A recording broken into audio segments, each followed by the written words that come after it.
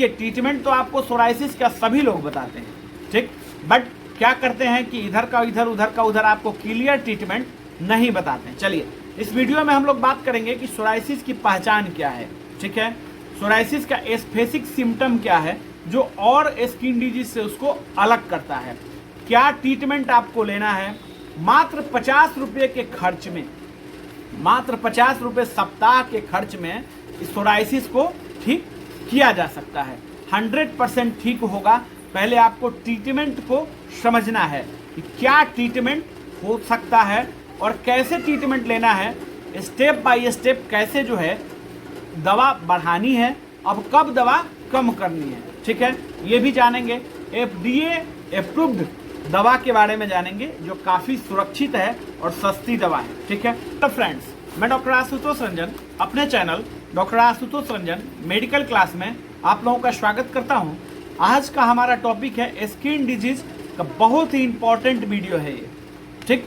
ऐसा ट्रीटमेंट आपको कहीं किसी ने नहीं बताया होगा, ये मुझे 100% भरोसा है, क्योंकि मैंने यूट्यूब पे पूरा रिसर्च कर लिया है तभी ये वीडियो बनाया हुआ है। देखिए, बट आपको समझना क्या है, इसमें ट्रीटमेंट समझना बहुत ज़रूरी है कि कब दवा बढ़ानी है और कब दवा कम करनी है, ये सब भी इस वीडियो में हम लोग समझेंगे।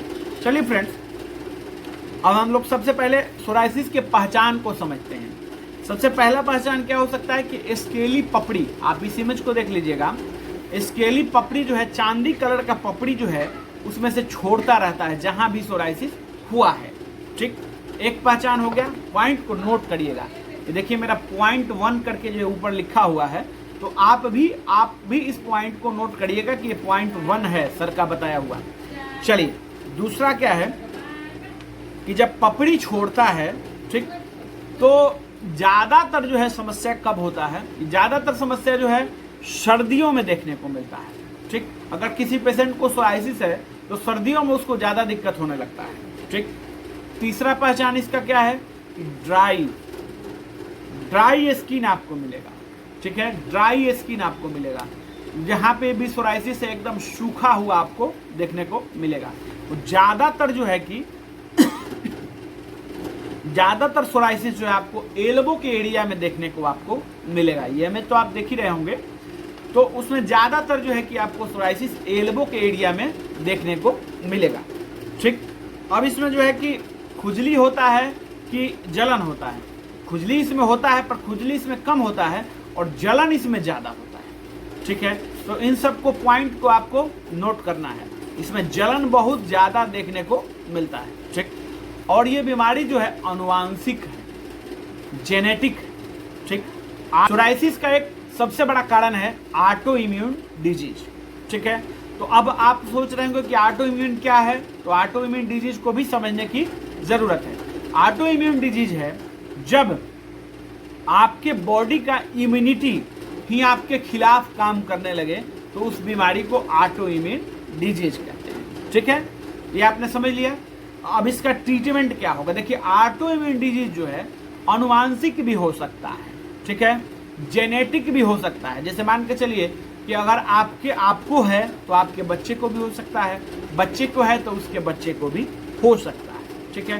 तो इसमें मेन पॉइंट जो है इम्यूनिटी को कंट्रोल करना है, और मेडिसिन आपको जो देखिए इसमें इम्यूनो सप्रेसेंट मेडिसिन ही चलाया जाता है, ठीक।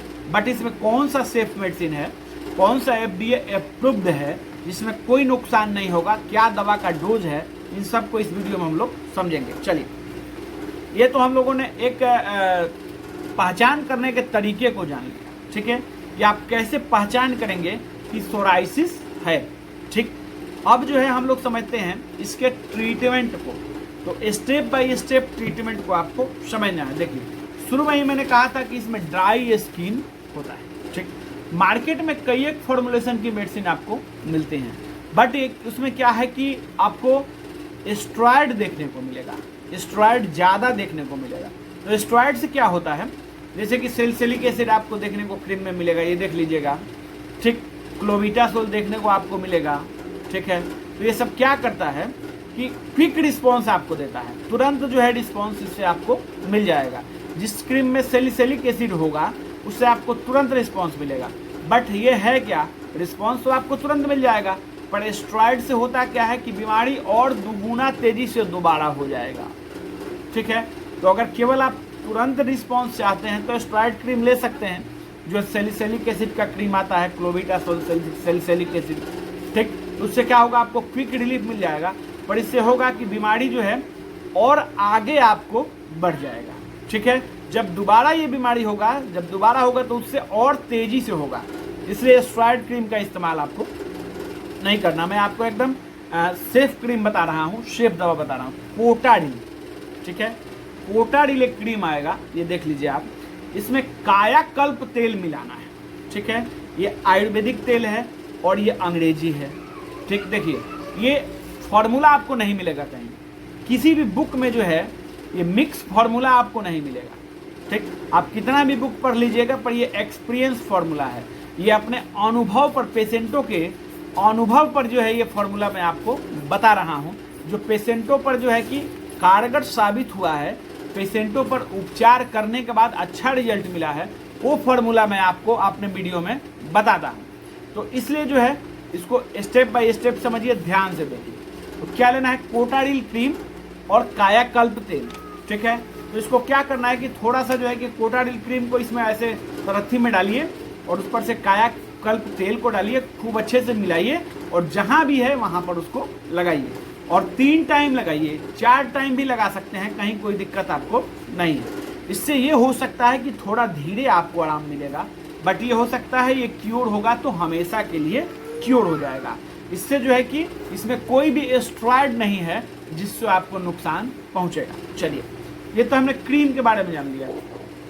अब हम लोगों को जानना है दवा क्या लेनी है। देखिए, दवा तो इसकी एक और मैं बता रहा हूँ, सोडासिड 100 mg की टैबलेट है, इसको आप देख लीजिएगा। ठीक है, इसको भी सुबह शाम आप ले सकते हैं, बट ये है कि थोड़ा महंगा पड़ता है, ये लगभग 600 के अराउंड जो है 10 गोली आपको पड़ेगा, बट लेना तो लॉन्ग टाइम है, तो इसको नहीं ले।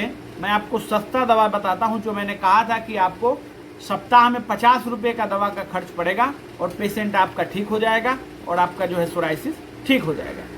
तो उसमें क्या आपको लेना है, फोलिट्रैक्स टैबलेट आपको स्टार्ट करना है। तो फोलिट्रैक्स टैबलेट क्या है, इम्यूनोसप्रेसेंट। ठीक है, आपके इम्यूनिटी को जो है कम करता है। ठीक है, आपके इम्यूनिटी को कंट्रोल करता है, इम्यूनिटी को कम करता है, तो फिर जो है आपका बीमारी कम होगा।